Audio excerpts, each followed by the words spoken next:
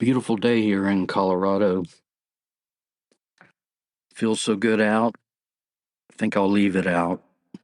Yeah, it was one of my favorites. It's funny, when we were in Bremerton a couple of weeks ago, we'd sit in Megan's backyard. It'd just be a beautiful day. And I would say, "Oh, it feels so good out." And Megan would finish it saying, "I think I'll leave it out." Loved it. So, before I dive in here, I would like to get some feedback from you guys about episode 22, in which I had a discussion panel, including Megan and Kenzie. We discussed the Eagles and what else? Oh, the Big Lebowski. Yeah. I'd like to find out if you guys liked that format. I think if you do like it, I would do it periodically, not every episode. Um, so now I realize that most of you, if not all of you, will likely ignore this request. That's okay. I hear you. Daryl, it's so hard to click that little send me a text link and type in a few words. I don't know. It wears me out, and I don't think I need to do that. I understand. That's fine. But if you can muster up the courage and the strength, I'd really like to hear from you on whether or not you like that format. And I will thank you in advance for any feedback that you send to me. So here we go. Let's talk about some music. Once upon a time, there was a band named Ram Jam out of New York City. They were active for 2 years, from 1977 to 78. And their genres were rock and boogie rock. Yeah. Well, sadly, they were a one-hit wonder band, and they got popular with the song Black Betty, released in 1977. This was a big hit, especially with all my Air Force buddies back in the day. So I was reminded of them the other day as I was doom scrolling on the internet. You know, sometimes you see a video of several people wearing headphones and listening to a song or artist for the first time, and they're really digging it, right? Well, that happened with this song. And all the listeners were smiling and saying, yeah, and doing some head bobbing. It's that kind of a song. It's the type of song that makes you want to get up off your ass and dance while singing along. I kid you not. So, what's up with the name of the song, Black Betty? Is this a racist thing or what? Well, I did a little digging. Um, the the song itself is attributed to an early blues artist known as Leadbelly, although there were earlier, more arcane recordings that were not really released. And the origin and meaning of Black Betty are subject to debate. It may refer to a bottle of whiskey, or a whip, or a penitentiary transfer wagon, or more lately, a fast car or motorcycle. I'll discount the latter since Leadbelly recorded it in 1939. But historically, it was a common name for a bottle of whiskey in the borderlands between northern England and southern Scotland. It eventually became euphemism in the backcountry areas of the eastern USA. In fact, in 1736, Benjamin Franklin published the Drinker's Dictionary, and it offered 288 phrases for being drunk. One of these phrases is, "He's kissed Black Betty." I'll not go deeper into this band or the song, but I implore you to listen to it. I'm going to drop it on the playlist. But I will say that it does seem that the song is about a black lady known as Black Betty, and I'll just let you decide for yourself. Bottom line, it doesn't matter. It's a great song. I want to discuss another band with you now. The band's name is Average White Band. Their genres include blue-eyed soul, funk, and disco. They had two big hits in 1974 and 75 with the songs Pick Up the Pieces and Cut the Cake.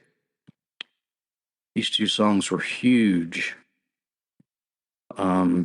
They were released before the disco era, but the discos really picked up on the songs, played them a lot. Their first album, titled AWB, contains the song Pick Up the Pieces, and both the song and the album reached #1 in the US. The JBs, who is the backup band for James Brown, recorded and released a song in response titled Pick Up the Pieces One by One under the band name AABB, Above Average Black Band. Yeah, love it. It was a tribute to the Average White Band's knowledge of funk music. Now, the song itself, Pick Up the Pieces, is mostly an instrumental, with the band occasionally chanting, Pick Up the Pieces. Great music. Now, on hearing these two songs, you would never guess that Average White Band hailed from Scotland. I was shocked to learn this later in life, when the internet became in being. I compel you to listen to these songs on the playlist. I'm pretty sure that you'll like them. Now, here's another band worthy of a short discussion. Little Feat, FEAT. Formed in 1969, the band was comprised of former members of Frank Zappa's band, Mothers of Invention, most notably Lowell George. Their genre is chiefly Southern rock, but it has elements of blues, jazz, country, and funk. The band's name derived from a comment made about George Lowell's Little Feat, FEET, and they modified it to FEAT as homage to the Beatles. With their eponymous first album, they had a really big hit with the song Willin'.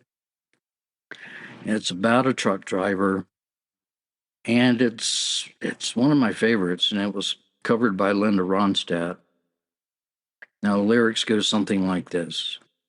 If you give me weed, whites, and wine, and show me a sign, I'll be willing to be moving.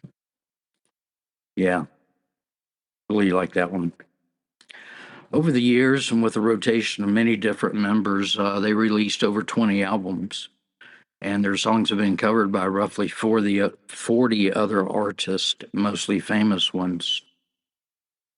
There are two songs that I've added to the playlist, Dixie Chicken, Rocket in My Pocket, and why did I say two? I'm going to add Willin' in there as well. There'll be 3 songs. They're a lot of fun to listen to. I hope you enjoy. One more short discussion about another band called the Ohio Players. Now, in the mid-70s, they had 2 big hits titled Love Roller Coaster and Fire. Now, as before with Ram Jam, these songs were released before the disco era, but they were very popular in the disco bars and such.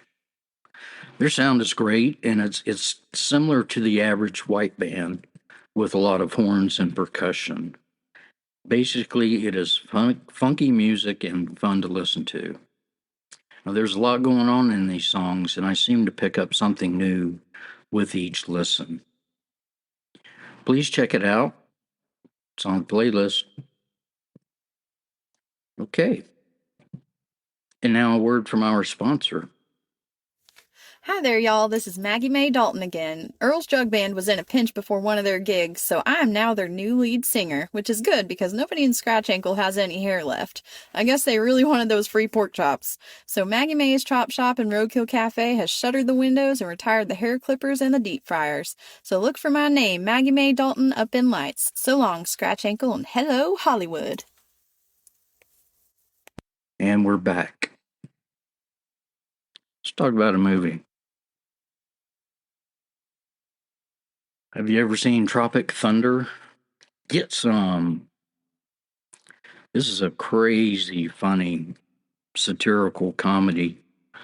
The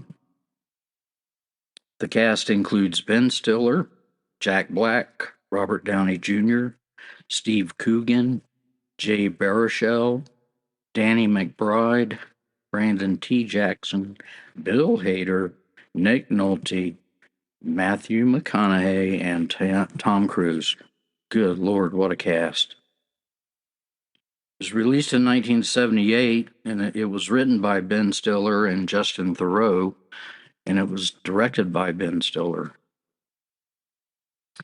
And here's the plot. All of these actors are involved in making a movie about the rescue of POWs during the Vietnam War. It's fictionally based on a memoir written by Four-Leaf Tayback, played by Nick Nolte, who has hooks for both of his hands. Now, Steve Coogan plays the inexperienced director who's very frustrated by the egotistical and newish actors who play the soldiers. And the soldiers are played by Ben Stiller, Jack Black, Robert Downey Jr., Jay Baruchel, and Jackson. Now, after ruining a scene in which $5 million worth of pyrotechnics being wasted, and after Coogan gets chewed out by Cruise, the movie company executive, Nolte tells Coogan that the only option is to drop the 5 soldiers in the middle of the jungle and film it guerrilla style. Well, the director agrees, so they all get into a helicopter and fly to the drop point. Now, McBride, who plays the pyrotechnic expert, has wired the surrounded area with explosives. And the plan is to set them off during filming with the 5 soldiers unaware. Also, the soldiers have guns, but they're loaded with blanks. So they drop them off at the drop point, and the director, Coogan, gives them a map and a scene listing. And then he steps on an old landmine and gets blown to hell. Pieces of them falling out of the sky. So the soldiers are now on their own, and Stiller convinces them to complete the film. Also, they have been dropped into the middle of what's called the Golden Triangle, which is the home of the heroin-producing gang called the Flaming Dragons, and they are all dangerous Asians. Now, after they can't reach the director Coogan on the radio, McBride and Nolte fly the helicopter back to the drop zone to find Coogan, only to find bits and pieces of him. Then they get captured by the Flaming Dragons and taken to the camp to be held as prisoners. It's at this point we learn that Nick Nolte, the author of the book, actually has hands, and the hooks were a charade. Plus, instead of being a Vietnam War hero, he served in the Coast Guard and the sanitation department. Now, McBride is furious and refuses to speak to him any further.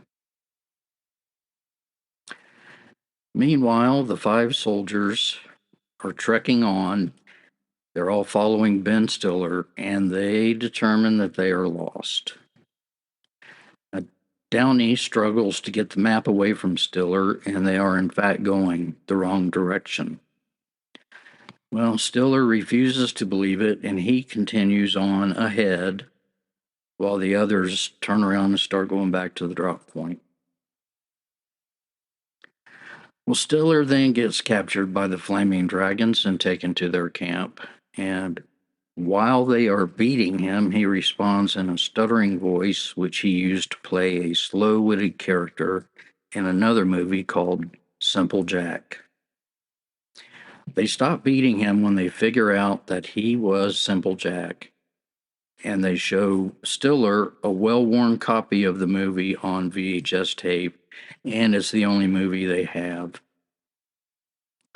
So they still keep him as a prisoner, and they force him to perform on stage as Simple Jack, and recreating the entire movie a couple of times a day.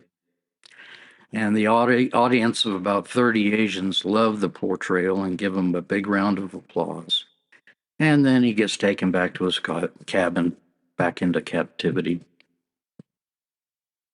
Meanwhile, the other 4 soldiers discover the heroin factory, the camp, from afar, and they witness Stiller being tortured. It's funny, they've got him tied up to like this big stick, and they're dropping him down into a pool of water, submerging him. And they pull him back up, and he yells, "Cut! Cut!" He still thinks it's a movie being made. So, um, anyway, the other 4, they drum up a plan to get inside the camp, and they succeed in rescuing Stiller as well as Nolte and McBride. I'll stop discussing the plot here, and I'll tell you a little bit more about the characters. Ben Stiller plays the part of Four Leaf and gets his hands blown off in the movie. But he really is just a washed-up actor that was once famous for his action movies. He acts in typical Stiller style, kind of naive and stupid. Very funny, though. Jack Black is addicted to heroin and/or cocaine, and he's having withdrawals because a bat grabbed his bag of dope and took off with it. And his claim to fame are his fart movies. He's got like 2 or 3 fart movies out there. Him and his big fat family they sit around and fart all the time. Robert Downey Jr. plays a black soldier and speaks in the typical black street lingo. He's got blackface all over, and he refuses to break character. Now, Brandon T. Jackson is actually a black actor, and he takes issue with the way Downey is playing his blackface role. Now, Jackson is a rap star called Al Pacino, kind of like Al Pacino, but it's 2 words, Al Pacino. Pretty cool. Who is known for his 2 commercial products, a candy bar called Bust a Nut and an energy drink called Booty Sweat. And Jay Baruchel, he plays a nerd who happened to actually read the book and attended the pre-movie boot camp, which none of the other actors had done. Now, many of the scenes in this movie are hilarious. For instance, in one scene, Downey is belittling Stiller for his portrayal of Simple Jack. He tells him that he went full retard, and any actor should never go full retard, and gives him some examples. In another scene, when Stiller starts to go off on his own, he points back to the group of the 4 and says, "You people." Well, Downey pipes up and says, "What do you mean, you people?" And then Franklin, the black guy, looks over at Downey and says, "What do you mean, you people?" And Jack Black, he's great. His antics are just off the wall. Now, Downey received critical acclaim for his blackface portrayal, and rightfully so. It was great to watch him in this type of a role, which is quite uncommon for him to do. Tom Cruise, oh my God, he was almost indistinguishable with the makeup, but you can definitely tell it's Tom Cruise. Um, Turns out he's a pretty good dancer as well. A couple of scenes in the movie. So if you haven't seen it, it's a blast. Literally. If you have seen it, go watch it again. You'll laugh again. Okay, word of the week. And I got to thank Kenzie for this one. The word is hello. Its early forms from Old German were hollo, Hollo, and holla, Holla, which were used to hail someone or get their attention. Now, the widespread adoption of the derived word hello came with the invention of the telephone. Alexander Graham Bell wanted the greeting to be ahoy, but Thomas Edison championed the word hello, which has become the dominant greeting. Now, I usually answer the phone by saying, "What?" Just ask my daughter, Megan. Joke of the week. Oh, I went to my local bee shop to buy a dozen bees, which I did. When I got home, I saw there were 13 bees. I called the shop owner and told him about it, and he said, "Don't worry, that's a freebie." Okay, groaned. Here's another one. The guy I pay to pick up poop in my backyard just found out that I don't have any dogs. Okay. Question of the week. First, we'll discuss the answer to the question from the last time. Where in the human body does liquid stool become solid stool? Ooh. Well, my wife, being a nurse, knew the answer instantly. So, the food that you eat goes to your stomach where it is mixed with digestive juices, resulting in chyme. Chyme, chyme. Yummy. Now, this chyme is slowly emptied from the stomach into your small intestine, where it is further mixed with more digestive juices. Yummy. Now, the walls of the small intestine absorb water and send the digested nutrients into your bloodstream. Yummy. Now, our friend, the large intestine, then receives the leftover waste and absorbs the water from it, turning it into solid poo-poo. Yummy. It then enters your rectum and it waits to be discharged as and when you like. Is that too much info? No, tough shit. New question of the week. In which animal species does the male get pregnant and give birth?